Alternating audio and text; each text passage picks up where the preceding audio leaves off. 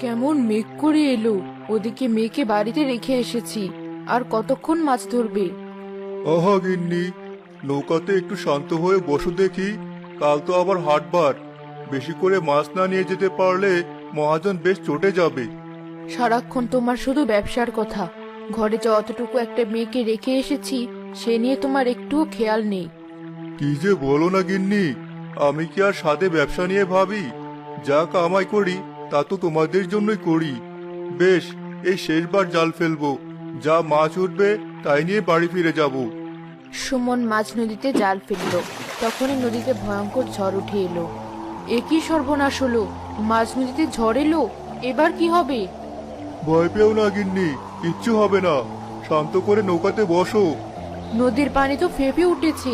আমার খুব ভয় করছে, মেয়েকে যে বাড়িতে রেখে এসেছি। সাথে সাথে নদীর পানি ফুলে উঠে নৌকা ডুবিয়ে দিতে লাগলো। হাই হাই, এ কি হচ্ছে? আমার হাত ধরো গিন্নি।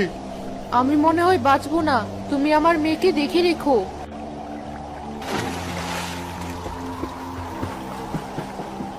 ভয় পেও না গিন্নি, আমার হাত শক্ত করে ধরো। আমি সাঁতরে সাঁতরে তোমাকে তীরে নিয়ে যাচ্ছি। সুজন মালার হাত ধরে নদীতে সাঁতরাতে লাগলো। ঠিক তখনই এক বড় ঢেউ এসে মালাকে সেখান থেকে নিয়ে চলে গেল। এ কি হলো? গিন্নি, কোথায় তুমি? এ আমার কি সর্বনাশ হলো?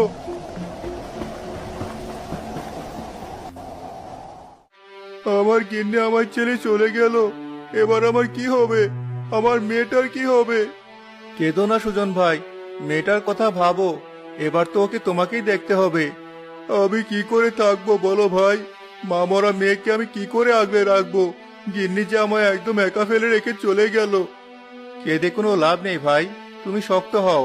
বাড়িতে ফিরে যাও। মেয়েটা বাড়িতে একা আছে, চলো আমার সাথে। জসিম সুজনকে বাড়িতে নিয়ে গেল। সুজন গিয়ে মেয়েকে জড়িয়ে ধরে আবারও কাঁদতে লাগলো। মা, তুই যে আজ মাহারা হয়ে গেলি, আমি তোকে কি করে বড় করব? কেঁদো না সুজন ভাই, এবার থেকে তো তুমি ওর মা, তুমি ওর বাবা। এই জেলে পাড়ার সবাই মিলে তোমার মেয়েকে আমরা বড় করব। ওকে নিয়ে তুমি অত ভেবো না। কাঁদিস না মা, কাঁদিস না। আমি তো আছি, আমি তোকে বড় করব। সুজন তার ছোট্ট মেয়ে ঋতুকে জড়িয়ে ধরল।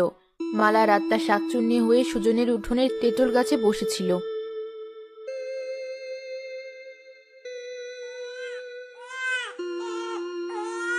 কাঁদিস না মা, তুই বড় না হওয়া পর্যন্ত আমার আত্মা শান্তি পাবে না। যতদিন তুই বড় না হবি ততদিন আমি এখানে